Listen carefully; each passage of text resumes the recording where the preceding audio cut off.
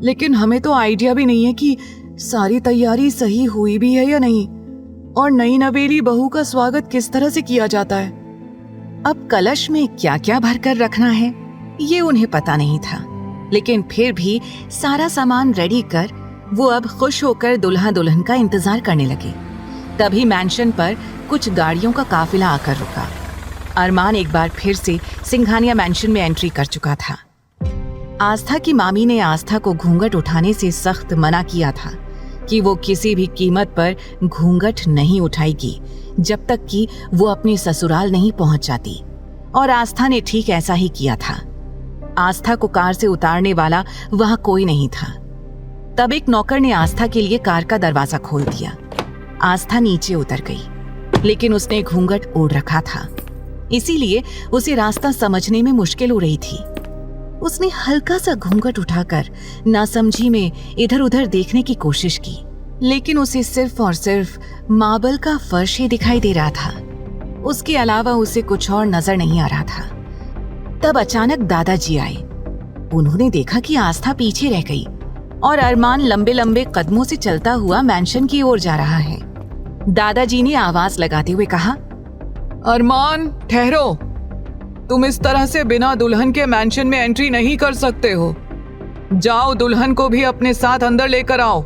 दादाजी की बात सुनकर अरमान ने अपने दादाजी की ओर देखा, लेकिन इस वक्त वो मजबूर था, क्योंकि अरमान ने खुद ही अपने दादा से वादा किया था कि इस शादी में उसके दादाजी उससे जो कुछ भी कहेंगे वो वही करेगा। वो चिढ़ता हुआ सीधा आस्था के पास जाकर खड़ा हो गया और आस्था की ओर गुस्से से देखकर बोला, क्या तुम थोड़ा सा तेज नहीं चल सकती, या तुम्हें चलना ही नहीं आता है? उसने आस्था का हाथ कसकर पकड़ लिया और उसे लगभग घसीटते हुए सिंघानिया मैंशन के अंदर लेकर जाने लगा। अब आस्था की हालत काफी ज्यादा खराब हो चुकी थी। हल्की सी चीख उसके होठों से निकल गई, आह मेरा हाथ। लेकिन अरमान ने उसकी चीख को सुनकर भी अनसुना कर दिया और लगभग उसे घसीटते हुए सिंघानिया मैंशन के गेट पर जा पहुंचा। जैसे ही वो उसे लेकर अंदर की ओर जाने लगा, तुरंत आकाश, सुमित, ध्रुव और आहान चारों एक साथ उसके सामने आकर खड़े हो गए और चिल्लाते हुए बोले, रुको भैया। अरमान ने अपनी आईब्रोज उठाकर उन चारों की ओर देखा।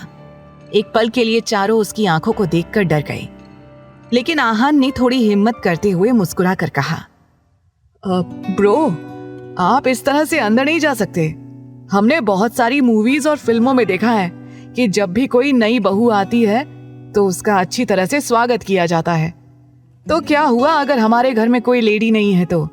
हम लोग तो हैं, हम तो भाभी का वेलकम अच्छी तरह से कर सकते हैं ना।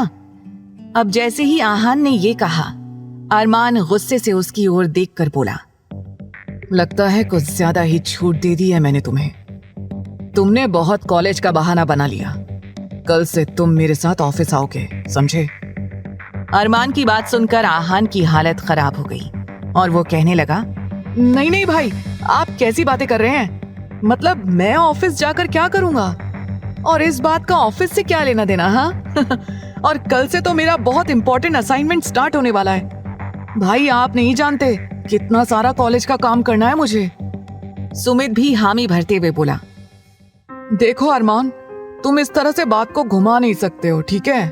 और अभी पहले हम तुम दोनों की आरती उतारेंगे और उसके बाद भाभी अपने दाएं पैर से ये कलश गिराएंगी और फिर तुम दोनों अंदर आओगे। सुमित की बात सुनकर अरमान का सब्र अब पूरी तरह से जवाब दे गया, क्योंकि उसमें इतनी हिम्मत ही नहीं बची थी कि वो अब इन रीति रिवाज को पूरा कर सके। अरमान ने गुस्से से कहा, इतना तमाशा करने की कोई जरूरत नहीं है। ये सब कुछ हटाओ यहाँ से, और तुम सब हटो मेरे रास्ते से। ऐसा कहकर अरमान गुस्से से आगे बढ़ने लगा। तभी दादाजी पीछे से प्यार से बोले, अरे बेटा, अगर बच्चे जिद कर रहे हैं तो करने दो उन्हें भी अपने मन की। अगर वो अपनी भाभी का स्वागत करना चाहते हैं तो करने दो ना, क्यों उन्हें रोक टोक रहे हो? तब अरमान गुस्से से दादाजी की ओर मुड़ा और बोला, दादाजी, आपकी और मेरी शर्त सिर्फ और सिर्फ शादी तक ही थी। शादी तक ही आपने जो कुछ कहा मैंने वही सब किया। लेकिन अब क्योंकि शादी हो चुकी है और आपकी सो कॉल्ड बहू घर में आ चुकी है, तो अब आपकी किसी तरह की कोई भी फरमाइश मानने या सुनने का मेरा कोई इरादा नहीं है। आगे की कहानी जानने के लिए देखें अगला एपिसोड सिर्फ पॉकेट एफएम के YouTube चैनल पर, और तेरे इश्क में के सारे एपिसोड्स को सुनने के लिए डिस्क्रिप्शन में दी लिंक से डाउनलोड करें पॉकेट एफएम ऐप।